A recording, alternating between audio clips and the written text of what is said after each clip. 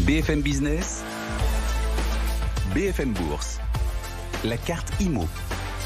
Chaque jour, on vous emmène aussi dans le monde immobilier. Quelles perspectives et quelles tendances si vous souhaitez investir dans l'univers des SCPI, la pierre papier qui attire toujours les investisseurs d'ailleurs. Jonathan Diver est avec nous. Bonjour Jonathan. Bonjour Guillaume. Président fondateur de Meilleur SCPI. On peut peut-être d'abord rappeler ce que sont les SCPI pour ceux qui ne connaîtraient pas encore. Oui, Société Civile de Placement Immobilier, c'est de l'épargne immobilière. Ça vous permet d'investir dans de l'immobilier à partir de quelques centaines d'euros, de ne pas avoir à gérer finalement vos locataires, vos investissements et d'être très réparti, très mutualisé. Alors, ce qu'on sait, c'est que quand vous investissez dans une SCPI, vous avez tout de suite plusieurs centaines de locataires. Donc, vous voyez, c'est très réparti et ça vous permet d'investir très, très facilement à partir de quelques centaines d'euros. Voilà. Alors, les épargnants, les investisseurs ont été de plus en plus nombreux ces dernières années à investir en SCPI. Comment l'investissement SCPI aborde-t-il la rentrée? Regaillardit les SCPI par le premier semestre, plutôt forte sur leurs appuis les SCPI, ou au contraire abîmées par la crise sanitaire? Très renforcé finalement, très renforcé, une collecte qui repart très fortement à la hausse, plus presque 8% par rapport à l'année dernière sur le premier semestre 2021, sachant que le deuxième trimestre 2020 avait été très réduit finalement. Donc on voit bien qu'il y a une grande confiance, il y a une confiance au niveau aussi, la capitalisation mécaniquement augmente, le rendement il augmente. L'année dernière, à la même date, on était à 4,14 de rendement. Cette année, on est à 4,32. Donc vous voyez que ça s'est réapprécié. Voilà. Le seul petit bémol, c'est sur le taux d'occupation financier qui est réduit un petit peu. Bon, voilà. Il faut se dire que de toute façon, ça reste quand même très raisonnable. Mais on voit qu'il y a une dynamique qui est très forte et une compréhension de la part des épargnants sur la lisibilité de ce produit. Vous savez dans quoi vous investissez. Quand vous investissez dans une SCPI, vous connaissez précisément les adresses. Vous connaissez quelques grands noms de locataires. Vous avez une information régulière. C'est pas le cas de vos SICAV, actions européennes ou d'autres types de placements. Les documents que l'on nous offre, que l'on nous donne quand on investit en SCPI, ces documents informatifs vont jusqu'à ce degré de détail pour informer les épargnants sur la façon dont leur argent est employé et investi. Bien sûr. Et quelque part, les gérants sont dans une forme d'obligation par rapport aux épargnants de leur transmettre de cette information trimestriellement. Donc vous voyez que trimestriellement, vous savez concrètement comment se comporte votre épargne. Alors donc les SCPI, c'est une façon d'investir dans la pierre, en mutualisant ses risques, puisqu'on investit dans différents actifs à la fois, ce qui est quand même pas mal quand on est un particulier et qu'on n'a pas les moyens de le faire quand on investit dans l'immobilier en direct. Les SCPI, elles, permettent de le faire. Et on peut investir aussi bien dans des bureaux que dans les commerces. Bureaux, commerce, qui étaient d'ailleurs les grandes thématiques, les thématiques les plus puissantes pour l'investissement en SCPI ces dernières années. C'est encore le cas où vous voyez de nouvelles tendances monter en puissance, Jonathan? Alors, c'est vrai qu'historiquement, c'est du bureau, du commerce, des locaux d'activité. Donc, c'est vraiment ces classes d'actifs qui répondent quelque part aux besoins des entreprises.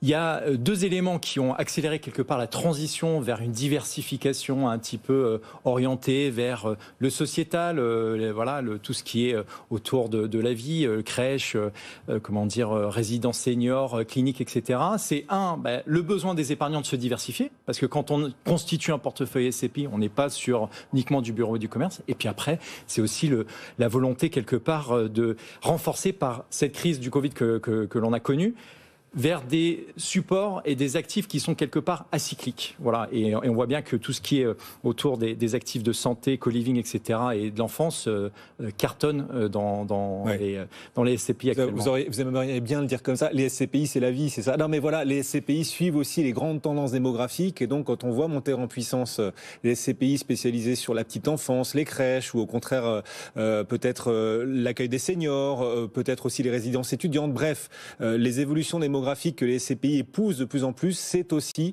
c'est un phénomène normal et les investisseurs qui nous écoutent doivent suivre ce mouvement. Vous estimez qu'investir dans la petite enfance à travers des SCPI, c'est forcément un bon plan, ou il peut y avoir aussi des pièges, des leurres, des effets de mode? Alors, c'est clairement une logique de diversification dans son portefeuille SCPI, parce qu'il y a toujours aussi beaucoup de bureaux, beaucoup de commerces, etc. Je ne pense pas à la fin du bureau et du commerce. Mais néanmoins, c'est une classe d'actifs qui est vraiment intéressante parce que, comme vous le soulignez, elle participe à tous les moments de la vie. Que ce soit la naissance avec les cliniques où vous accouchez, que ce soit les crèches. Au bout de 2 mois, la naissance après de votre enfant, les enfants ils vont dans des crèches. Ça peut être des écoles, ça peut être des résidences étudiantes, ça peut être du co-living. Le co-living, c'est vraiment quelque chose qui est fort aujourd'hui. Ça peut être les résidences seniors et les EHPAD. Donc on voit bien qu'à tous les moments de la vie, ces exploitants qui créent ce type d'immobilier, ils ont besoin quelque part d'avoir des investisseurs à leur côté, parce qu'ils ne peuvent pas mobiliser trop de fonds sur l'achat de l'immobilier, ils ont besoin d'avoir des investisseurs. Et généralement, ce qui est intéressant, c'est que ces opérateurs-là, ils se positionnent sur du long terme. Quand un opérateur de crèche signe un bail sur une crèche, généralement, ce n'est pas pour 3 ans, c'est plutôt sur une période de 9, 12 ans. Et dernier élément qui est quand même intéressant, c'est que même ces opérateurs, ils ne sont pas que franco-français, ils sont pan-européens. Et ça, c'est quand même une tendance très forte des SCPI, où on voit bien que quelque part, les SCPI ne sont plus franco-françaises, mais depuis près de 10 ans, on a de plus en plus d'investissements qui sont pan-européens. Donc en fait, quelque part... Et l'Europe se constitue aussi à travers les SCPI, quelque part aussi.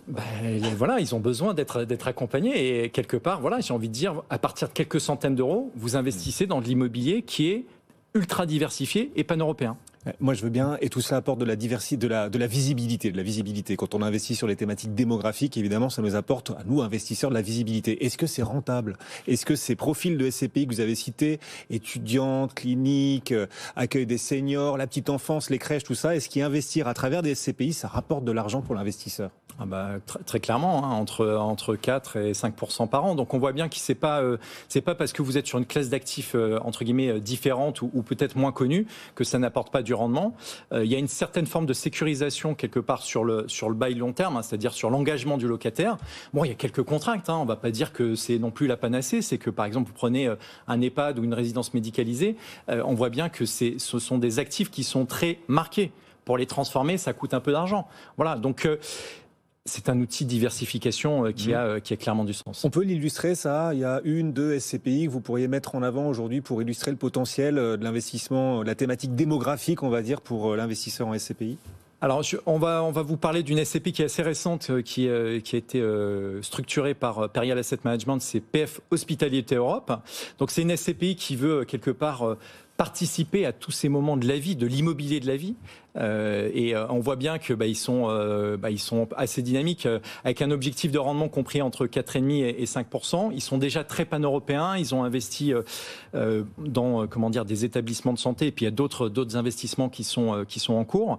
Et on peut investir à partir de 2 000 € sur cette SCPI. Objectif plus de 4,5% sur cette SCPI qui est déjà très diversifiée.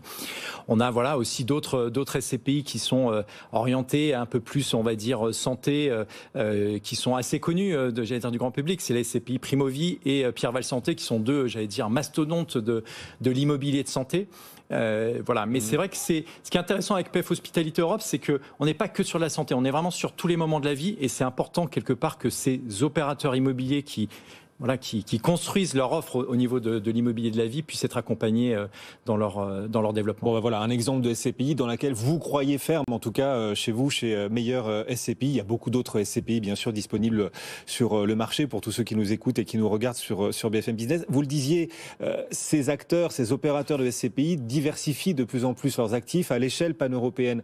Pour l'investisseur, pour les investisseurs qui nous écoutent, ça peut aussi avoir un avantage, un attrait fiscal. Ça peut permettre de réduire la fiscalité qu'on va subir sur nos gains en SCPI? Effectivement, parce que l'immobilier en France, c'est des revenus fonciers. Les revenus fonciers sont fiscalisés à la tranche marginale d'imposition. Je rappelle, les tranches marginales, c'est 0, 11, 30, 41, 45. Plus les prélèvements sociaux. Plus les prélèvements sociaux. Donc vous voyez que si vous êtes à 45%, l'addition est douloureuse. Mais quand vous êtes investi dans une SCPI qui est pan-européenne, eh bien en fait, l'actif immobilier qui est situé à l'étranger ne va pas subir cette double imposition et ne va pas subir les prélèvements sociaux sur les revenus locatifs qui vont être versés. Donc quelque part, vous allez pouvoir économiser ces 17,2% de prélèvements sociaux accessible à partir de quelques centaines d'euros. Bon, avec un immobilier un peu moins cher dans certains autres pays. Après, il y a des risques juridiques qui sont aussi différents. Et puis, si on sort de la zone euro, attention au risque de change, bien évidemment. Voilà, toutes ces astérisques qu'on précise bien à chaque fois sur BFM Business. Merci Jonathan d'être passé nous voir. Voilà, ces nouvelles tendances dans l'univers des SCPI. C'est cette méthodologie aussi que vous proposez aux auditeurs et téléspectateurs aujourd'hui. Vous êtes le président fondateur de Meilleur SCPI. Merci de nous avoir accompagnés.